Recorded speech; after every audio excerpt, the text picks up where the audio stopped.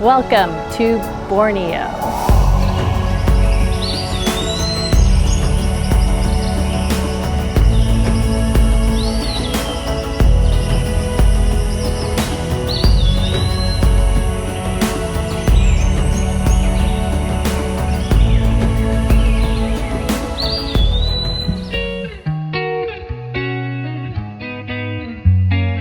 This is Sandakan, located on the far eastern side of Borneo.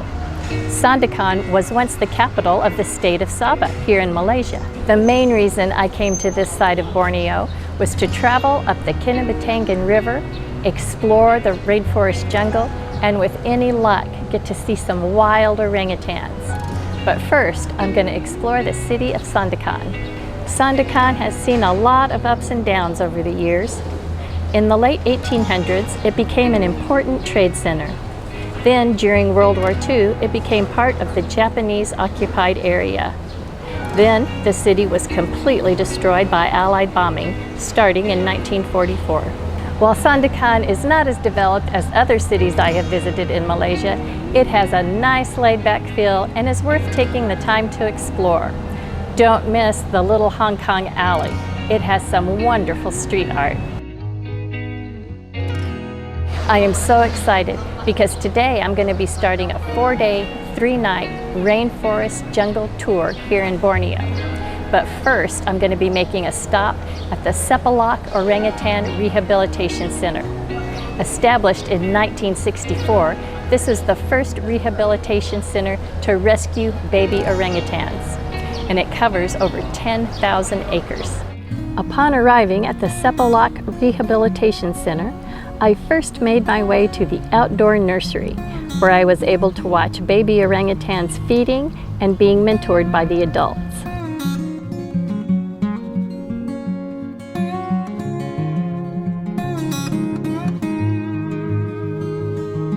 The word orangutan comes from two Malay words, orang meaning person and utan meaning forest. So the word orangutan literally means person of the forest. While watching the young ones play and eat, a large 21-year-old male strolled in from the forest. He was so handsome. He came in to get his share of bananas and green beans. As you can see, this impressive male had a large round face with phalanges on either side. This growth actually takes place when a male becomes dominant in his territory. When they go a long time without the scent of another male around, this makes their testosterone start to surge, which in turn makes their phalanges start to grow. This is a long, slow process which can take more than 20 years. Next, I walked the long boardwalk through the forest to the feeding platform. Here, every day at 10 and 3, food is put out on the platform, and both orangutans and monkeys gather for the feast. They put out the same food every day so that the orangutans will grow bored with it, and this encourages the youngsters to go into the forest and search for a wider variety of food for themselves. That's because the main emphasis of this center is to teach these animals how to find their own food and be able to return them to the wild. I left the rehabilitation center at Sepilok very happy to see all the good work that they do there.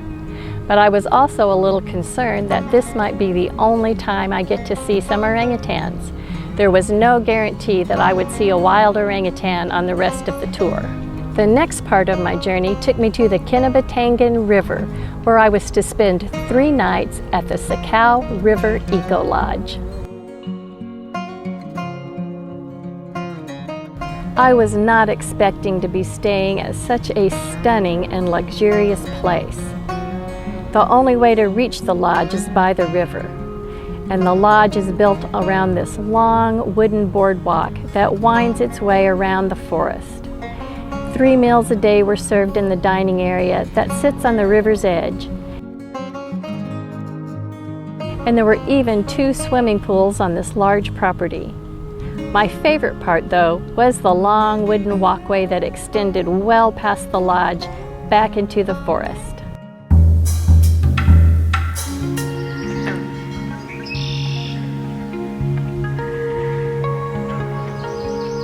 The wildlife viewing excursions take place on the Kinabantangan River in small boats. Morning cruises started bright and early at 6 a.m. They knock on your door at 5:30 to make sure you're ready to go on time.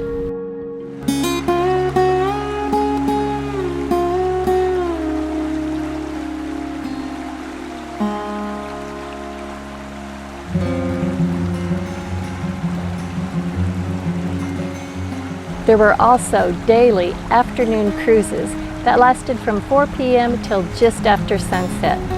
It was so peaceful being out on the river watching the sun go down. We covered a lot of river on the cruises, and we didn't just stick to the main river either. Our incredible guide and boat captain also steered us through the beautiful, smaller tributaries and narrow passages in search of wildlife.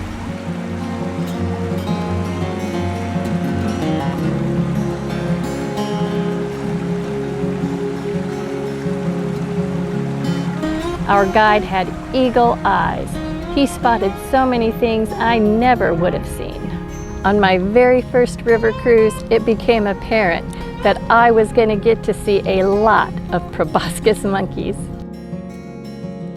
It was so exhilarating to see the proboscis jumping from tree to tree as they would gather near the river in the evenings. The males have a really big floppy nose, while the females have a long pointed nose. They're not the only monkey that swims, but they are the only one adapted for swimming with webbed feet. This allows them to outswim crocodiles. They are endemic to Borneo, but they are on the endangered species list as there are only a few thousand of them left. The trees lining the river were also alive with large numbers of other monkeys, such as the silver leaf monkey, the maroon langur monkey, and several different types of macaque monkeys. The bird life along the river was remarkable. In addition to eagles, hawks, and herons, I saw 7 different types of big hornbills, with the rhinoceros hornbill being the biggest. I also saw a big variety of kingfishers in different vibrant colors and many different sizes. I also had the opportunity to take a 1-hour night river cruise where we spotted lots of birds and a snake that our guide told us was prone to jumping. We got a little too close for comfort to this guy.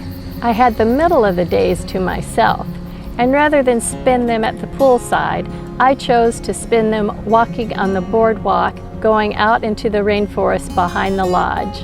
While I was certainly on the lookout for orangutans, it's difficult to see big animals when it's really hot out in the middle of the day. But if you just stop and allow yourself to see what is really going on back in the forest, you notice that every tree, fallen leaf, and plank of the boardwalk is home to some sort of life. There were all sizes of ants going about their business, and there were a few things that, well, I don't have any idea what they were. And I don't know if this is a centipede or a millipede or what. And then there is this tiny, tiny little guy. I have no idea what in the world this little guy is. If you know, please leave me a comment.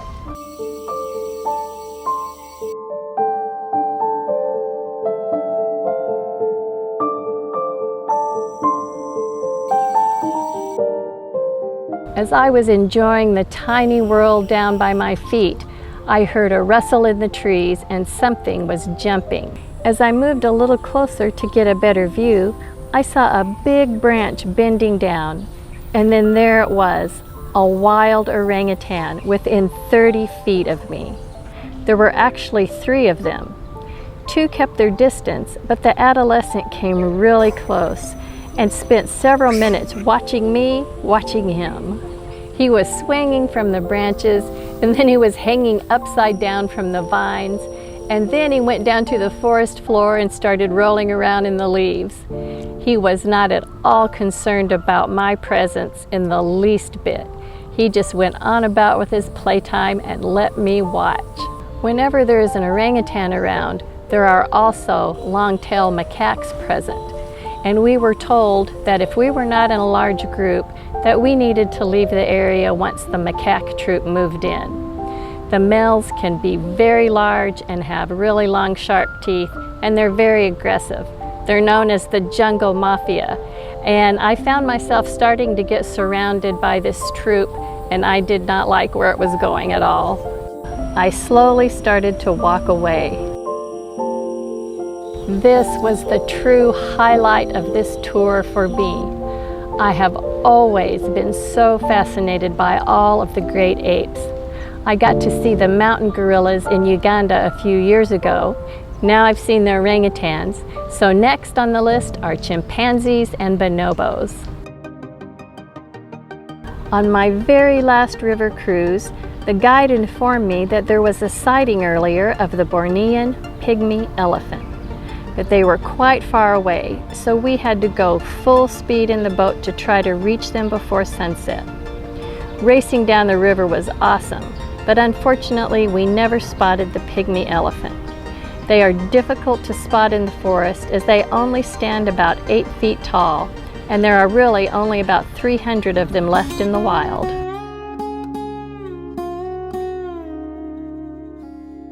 On my last day of the tour, we left the Rainforest Lodge via the river. We took a speedboat all the way down to the ocean and back to Sandakan. But we had one final stop before the tour was over, and that was at the Rainforest Discovery Center. Here there is a very impressive, long and high canopy walk through the forest, including the very high Hornbill Tower, which you can climb up to get amazing views. The main purpose of this center is to educate young Malay people about the importance of preserving their natural wonders. My favorite type of adventure or travel is one that includes animals. I feel so privileged and blessed that I was able to come here and see these animals in the wild, as many of them are only hanging on by a thread. Animal tourism has started to make an impact on the economy here, which has helped to protect many of these animals and protect wild areas from logging and palm oil plantations. Loss of habitat is the main reason so much wildlife is disappearing here and elsewhere around the planet. I really do feel so privileged that I was able to come here and have this amazing experience on the Kinabantangan River here in Borneo. I encourage anyone that is able to come to this magical place, as your visit really would help preserve it. If you enjoyed this video, leave us a comment, give us a like, and subscribe, as there is so much more to come.